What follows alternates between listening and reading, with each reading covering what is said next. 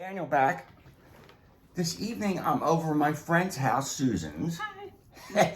And we're here because this handsome little guy, Oliver, just showed up in Susan's life. Mm-hmm. And when they met, it appeared he'd had a rough time of it. So I'm going to give him Reiki treatment and talk to him, see what's going on.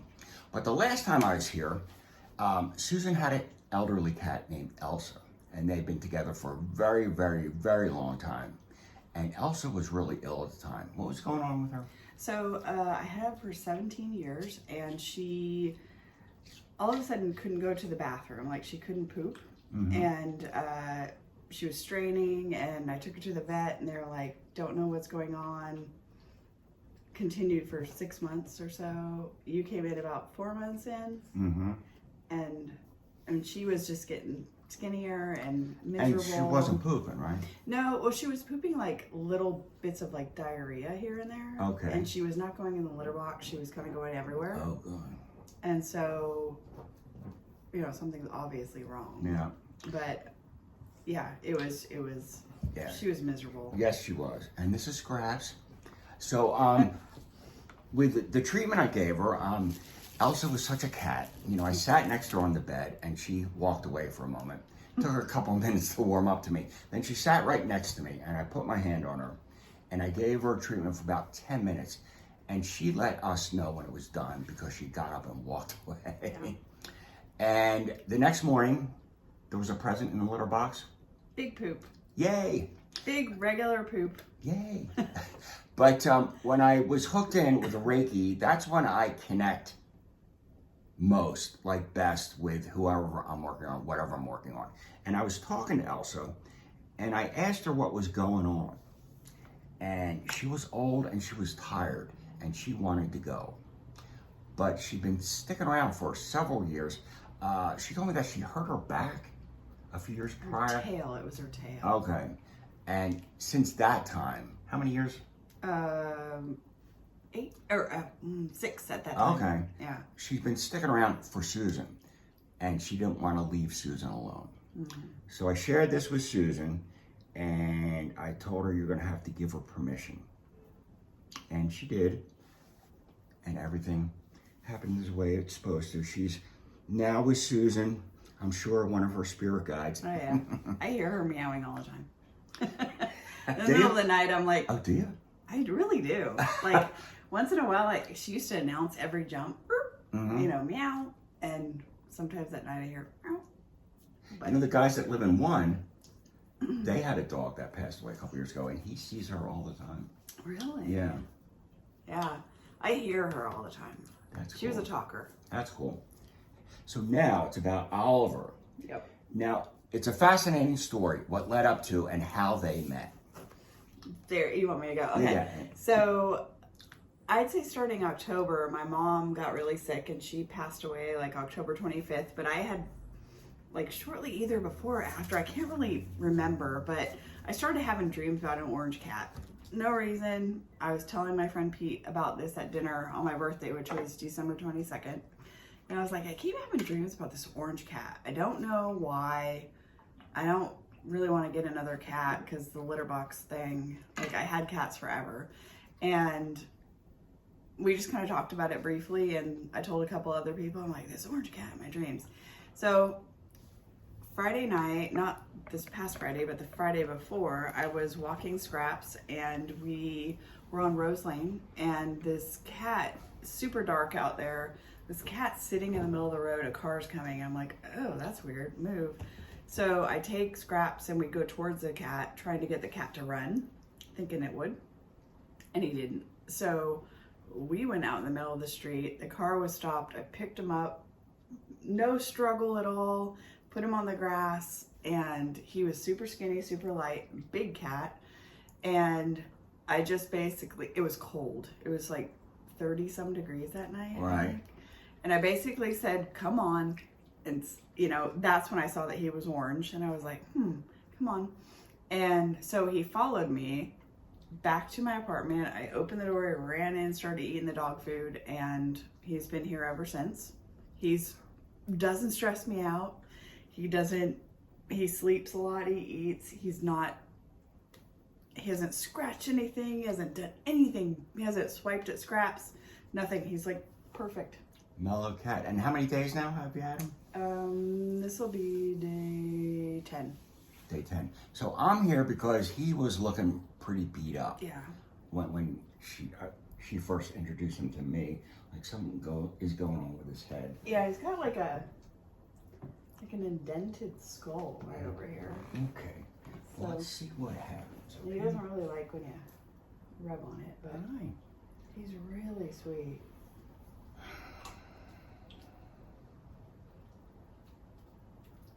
Let me leave him alone.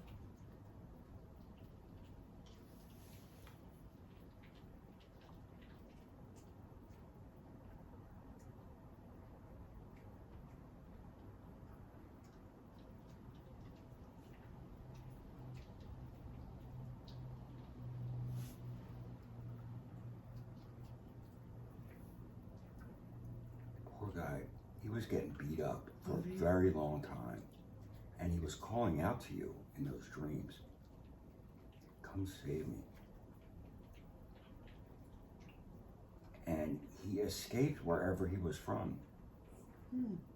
And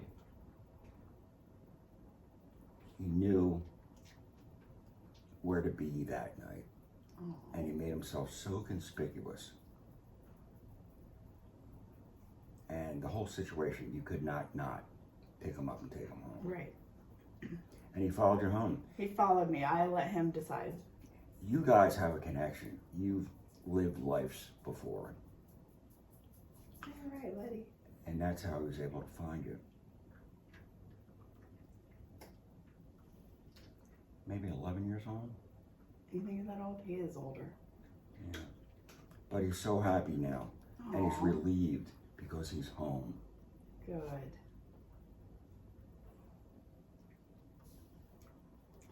Yeah, he's a gentle guy. And they were so mean to him.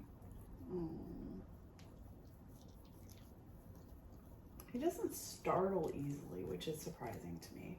But he might be kind of deaf from whatever happened. And you're going to take him to the vet? Yeah. Yeah. Yeah, they told me to wait a week or two to make sure I'm going to keep him. Okay. Let me just give him some energy for a while. Hey, buddy, you okay? Good.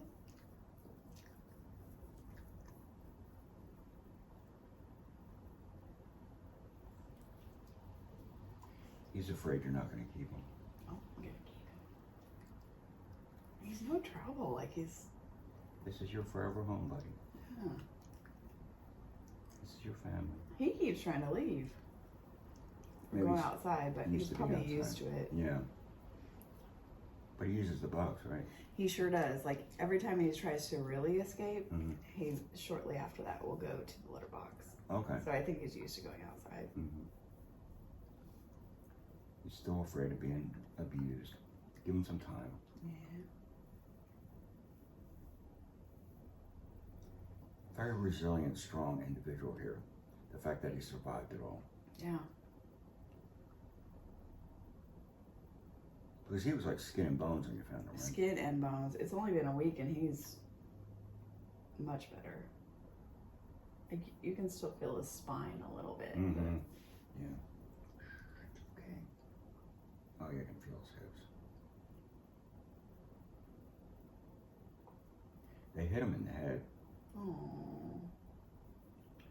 And the people that had him, I see a man and a woman and a little child. And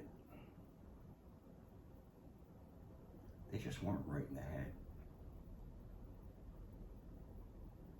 The man was abusive to everyone in the house. Oh. And he stayed there longer than he had to. Because he was afraid for the other people. But he knew if he stayed any longer, he'd be dead. Was he there the whole time? Do you No, know? he's been on his own for about 2 weeks. That's why he got so thin. But things got so awful at that house that he knew he had to go. I'm glad he did. He did everything he'd do.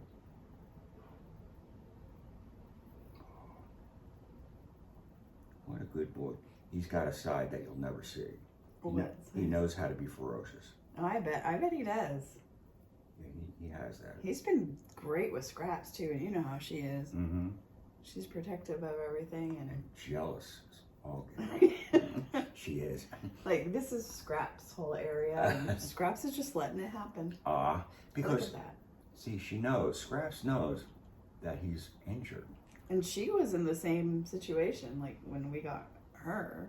Oh, share about that story. So she was in the parking lot at a Sam's Club in Maryville, and my ex was on duty, and this little puppy in the parking lot. It's a very busy area, and he ended up having to leave, and in the rearview mirror, Scraps chased the car. So he had to go back after his stuff, and she was still there, so he grabbed her and took her to Burger King and got her a hamburger.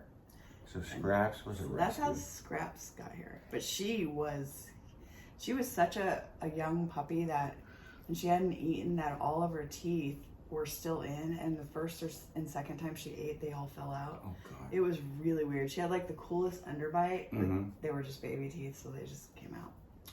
And Elsa was rescued too. Elsa was under a house when I lived in Alabama. She and another cat, I got them together because they were little buddies. They were feral, but Elsa was super nice for a feral cat. So that's why I was like, ooh, I probably have to get that cat. And then she had that little friend. So the little Belle, she was a little pure black cat with a crooked tail. And she was hissing at me and stuff, and I was getting Elsa. So I was like, it took me 2 hours to get Belle. Oh, really? She wasn't having it. No, but she did not want me to take Elsa. Oh, okay. They were little friends. Like, all the other cats were gray, and they were the only two that weren't another color, and they were just different. So they were all rescues. Yeah. From the streets. You good, buddy? Scraps is basically sitting on him. Yeah. Oh, he's a mellow guy. He's just relieved. And he's tired. He is so tired. And he's going to need to rest up. He slept for 3 solid days when I first got him. He wants a raw egg yolk. Really? Okay. Just saying. What else? Just to be loved. And to be reassured. He doesn't, I've been letting him decide whether he wants to go like sleep on the bed. He's getting better and better about it. Like every night he's like on the end of the bed, and then last night he kind of jumped up towards the top of the bed in the middle of the night onto my pillow, scared me. And I was like, ah. And then he like kind of circled around and lay down, but he won't stay there long, and I'm not trying to force him. And Scraps is in her crate, so she's not really. He's making sure it's safe. Yeah. Because I don't think he was allowed on the bed in the other place. Hey, you. Yeah, he doesn't follow me when I go to bed or anything. He'll come in there later and like check it out. Very self-sufficient. He had to be. Okay, you good, buddy? Yeah. Isn't he good? I want to cut his toenails, but I'm afraid. I don't want to spook him yet. Yeah. Okay. You good? Okay, I'll leave you alone. Thank you. Scraps, come on. Thank you, Oscar.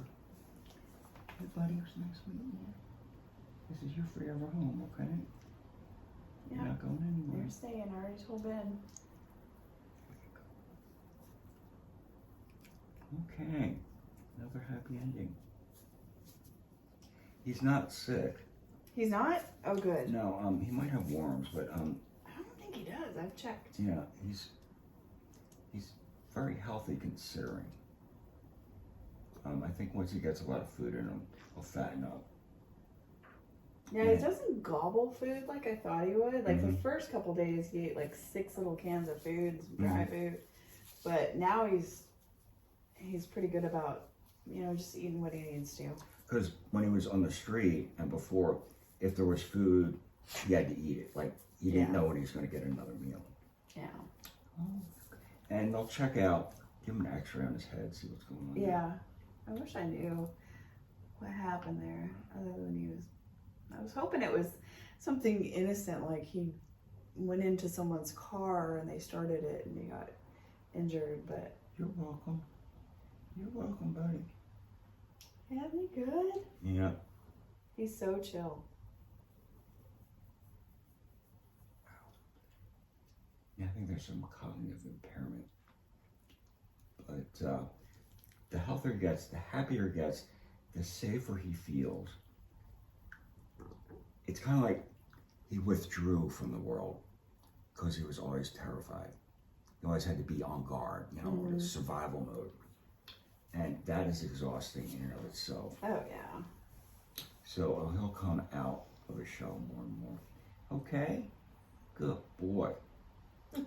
Thank you for having me. I'll see you again. Thanks for doing that. Here you go. See, I mean, Scraps is amazing with him, considering. Like, look, Scraps is hitting him with the tail, and he doesn't care. You being a good girl? Huh? To your brother? She is. Yeah, he's fixed. Okay. Yeah. So he's definitely at some point somebody's cat. Mm-hmm. He didn't know what a box was, though, so I had like a big Amazon box and I put it down and he was just like looking at it. Picked it up, put him in, and he was like, oh, put some catnip in there, and he started flipping around and He got high? he loved the box. But I didn't have to get rid of it. Where did you come from? Scraps? No. Oh. Oscar. I don't know. Not that far. No, wait. He'd been in the neighborhood for a while. Has he? Yeah. I have He not came seen from him. somewhere else to find you. And he set it all up. Like I said, he was sending you those messages. Oh, he sure was. And that night, you could not see him. No, you could not, because a car stopped and he was just sitting in the road, middle of the road. So what are you going to do now? Okay. I tried to run him off. Good boy. Okay, I'll see you again, Oscar. Welcome home. Okay. You good? He's a good boy. There you go. But you're even better. Scraps. Yeah. So, the Reiki, the readings, people, pets, whatever. Your pet's out of sort, acting odd and out of sorts, give me a call. I'll come over and see what's going on.